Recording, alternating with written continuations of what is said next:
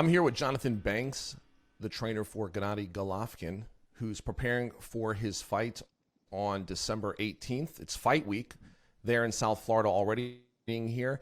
He's fighting his IBF mandatory against Kamil Szeremeta and going for his record. Johnathon, 21st victory, is that what it is? That's what it is, yes. That's a big deal. So anyway, it's a pleasure to speak with you. I appreciate you taking the time. No problem. So, one of the things I wanted to jump in and ask you right away, because it's just been a crazy year. To say the least, right? But I was thinking about something.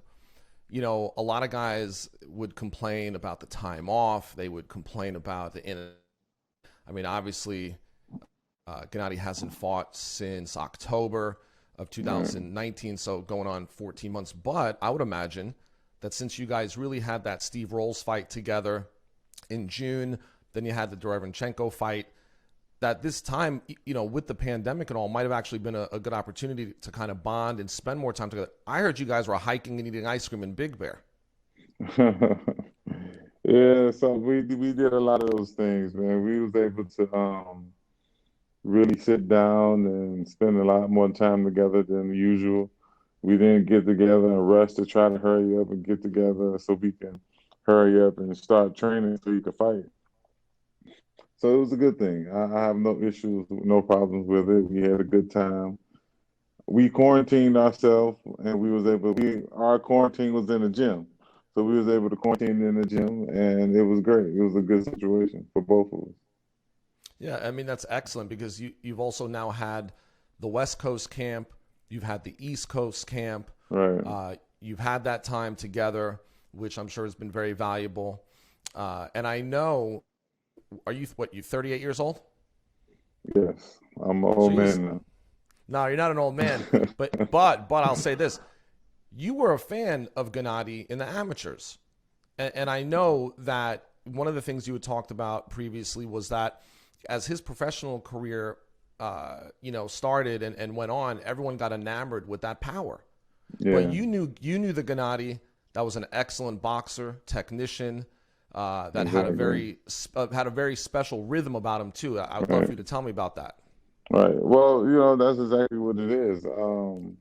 Triple G like a lot of people will say you got to change from amateur when you turn pro because you got an amateur style. But the thing about it is, if you take a look back at the history of our sport, every time we get a fighter from Cuba and come over here as a professional, they always rave, oh, he come from a Cuban background. Look at the movement, look at the rhythm. He's such an excellent boxer. Look at the excellent boxer. He's got the Cuban amateur background, so that makes an excellent boxer. Like, really? That's what you give them compliments. But when American fighters turn pro, oh, you got to change the style. You can't fight amateur as a professional. Right. And I don't understand that concept. I think a few things change when you go from a long amateur career, when you go from a decorated amateur to a professional. A few things change, but it's still a fight game, so a lot will not change. And I believe that when it comes to Triple G, he got so used to everybody just depending on that knockout that he started depending on it. He started depending on just that though. And I told him I always felt that he was better. He was a better boxer. He should be known for all around fighter instead of just a one trick pony. Oh, he get knockouts. That's good. Don't get me wrong. I love knockouts, but I also think it should be something more to it than just a knockout. You should be able to win whether you knock the guy out or whether you outbox him. You should be able to still be able to win. And because of that power, I think people have forgotten when you watch Gennadiy fight, his management of distance, that jab, the way he cuts off the ring. The knockouts come because he sets him up. He does throw combinations. He's just has a high boxing IQ. So, I was at the Hammerstein Ballroom for the weigh-in for the Derevyanchenko fight. Oh, And okay. I saw you guys there, and I saw Gennadiy for a minute, and he didn't look right. Like he didn't look right. He just didn't. And you know what? And you know where I'm going with this, right? Because nobody said anything, but his coloring didn't look right. Yeah, He just didn't remember at the rules meeting downstairs when you guys were looking at the gloves. He just didn't look himself. And of course, look, tough fight, but I mean, look, it's Derevyanchenko. He might be the best middleweight to not be a champion ever. That guy. I mean, that was a great. What I'm getting as a lot of people don't. Gennadiy was legitimately sick for that fight. I heard he had like strep throat.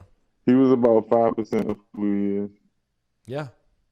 Yeah, about 5%. I mean, So the night of the fight, I just looked at his eyes. I asked him. I said, I want to we could cancel them. I don't care when it comes to canceling fights. My job is to protect my fighter and do what's best for the fighter. And he looked at me in my eyes and he said, JB, I can do this. I can win this fight.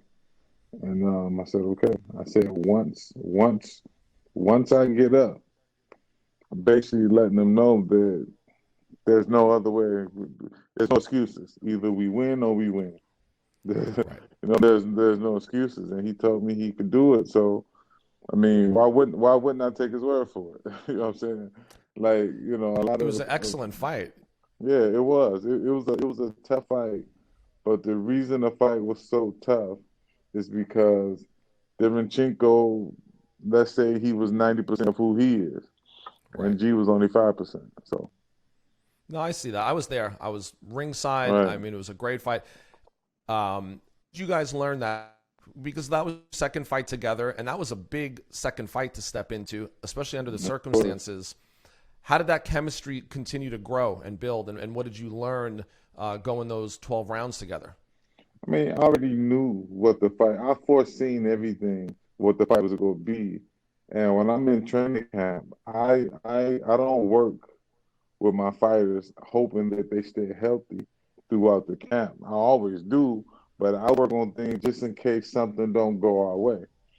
And the things that I was doing in camp was some of the things I started having him do in the fight.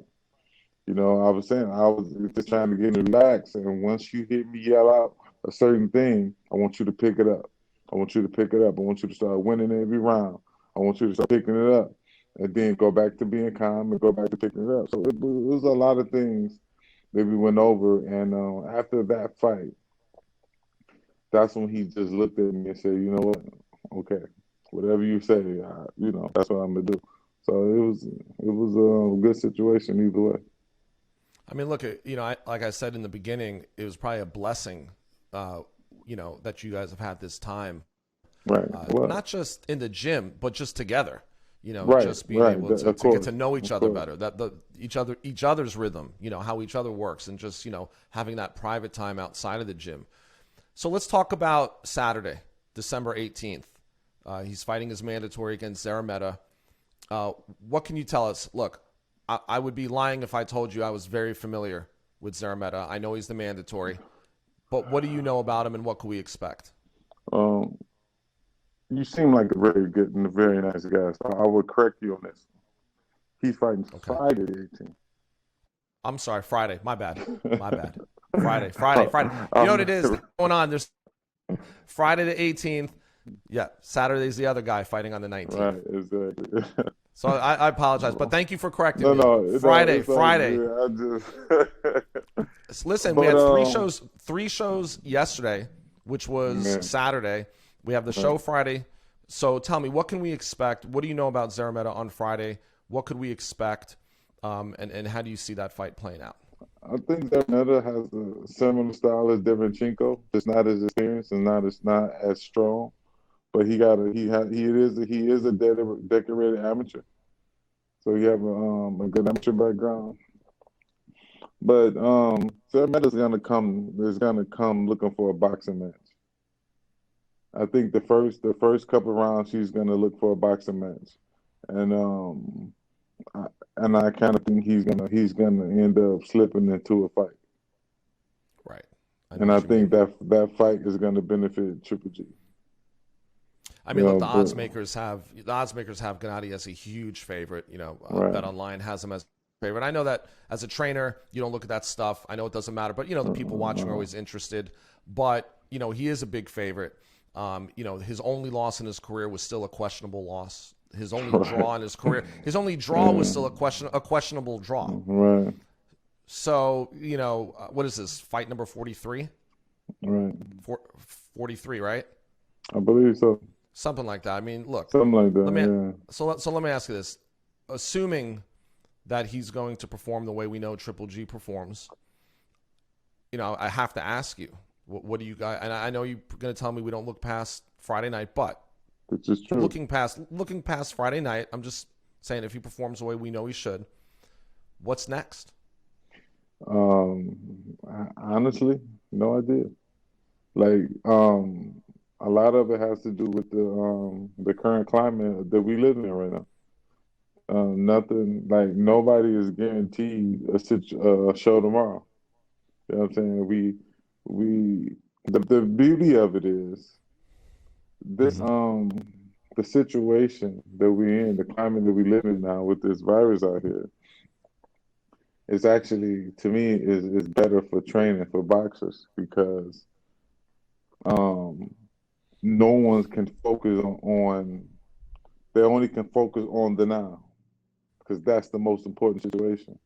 You know what I'm saying? A lot of people would tell you, like even me through training camp, I go back home. It's a lot of family members that I left that won't be there when I get back. Right. So it's important to focus on the now. And that's the goal I try to get my fighters to do. Focus on the now. Control what you can control. If you can't control it, why are we sweating about stuff we can't control? You know what I'm saying? That's just great life advice. Exactly. And that's Forget how about I was boxing. taught. I was taught life lessons through the sport of boxing. That's the era I come from. That's how I was taught. And that's the way I pay it forward in the same way. So after our victory on Saturday, because I 100% believe we'll win or why we here. Friday. Friday, right. After our victory on Friday, Saturday we see what's next. Okay. That's you the brought up best. That's the something. best way we could put it. Of course, I know. I mean, look, we know what the fans want. Right. I'm sure we could kind of know what Gennadiy might want, but I wanted to bring up.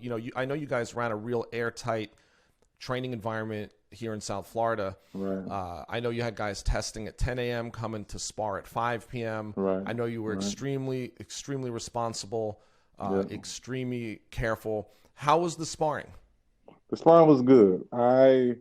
This was maybe one of the most difficult times ever in the history of the time I've been in the sport to get sparring partners, simply because most of them failed the test and they Right. had COVID, so they had to immediately leave. And a lot of them wasn't in the best shape because they got nothing coming up. There's not a lot of shows going on, Right. right now. So this was one of the most difficult times. But we was able to get quite a few guys to come in, and I thought they did a good job. They made it very tough for G, and they made good sparring, so it was good. Yeah, I know you had Junior Union in there. I know he's undefeated. Super Johnny's a good middleweight. guy. He's a very nice guy, man. Him and his dad is like they're good people. Yeah, I managed Junior. That's why Oh, I know he okay. was in there. So they're very good people. But see, I Okay, wasn't yeah. gonna lead you. I wasn't gonna lead you. You could have said, "Oh, he was terrible work." See, He so wasn't terrible work. no, Junior, I know. only thing I would advise Junior to do is um um just from one person to another. Is to Yeah, find of course. find find find something. It's something. It's got to be something about boxing that he wants to take over because he got the skill set. He got the mindset because I'm reading his mind as he in there. He got that competitive nature, which I love Hmm. about. I told him, he said, because he felt he didn't do good the first day because I seen how competitive he was. Nah, Right. man, I didn't do good. I said, listen, I seen what I needed from you. And when he came back after that, he did even better. He said, "Man, that's what I wanted to do." I said, "Dude, that's what I seen in you when you first came. I'm telling Right. you now. I seen it in you. So just keep it going. But for him, all he got to do, as long as he stay dedicated and stay in tip-top shape, I think he'd be fine. He won't have no problems out of him. I don't see him having problems out of nobody. Yeah, they were very complimentary of you. They said it was a great energy in that camp. They said Gennadi's just a class act to work with. They said you're just an excellent guy to work with. And I appreciate look, that. I wanted to thank you for taking the time. I mean, I know we're officially in fight week. I know it's going to be a busy week. When do you guys head into the bubble at the Hard Rock? We just took the test today. Everything goes down today. So you're in the room. I'm in the room. Well, here's the good news. They did it this morning. Yeah. Oh, okay. Well, then you know what? I have a feeling you're. You So said I was you in have that a feeling bubble. what? You'll. They turn around fairly quickly. So Yeah, I'm hoping they to have do. them. But we've been taking 4 tests a week, so I know. I'm like, but it's good though. I'm happy everybody is taking it seriously because, like, a while back in the beginning, I know a lot of people that wasn't taking it seriously. Right. And it's a serious situation. So I'm happy that it's being taken and such. Johnathon, is there anything else you want to tell the people out there before we go? Just as long as they tune in to Triple G's historic uh, record victory, and I think it's gonna be good. It's gonna be a good fight. I think this kid, I think he got the perfect style for a dramatic fight because he's not gonna back down. He's coming to win. So all the fans that still a fan of Triple G that want to see a good performance, just tune in and you'll see one. Catch that on the Zone Friday, December 18th. Triple G is going for his 21st middleweight title, IBF title against Kamil Szeremeta. Johnathon Banks, excellent trainer. I appreciate you taking the time to talk with me in the fight, guys. Pleasure's mine. Anytime. Anytime. Good luck on Friday. Thank you.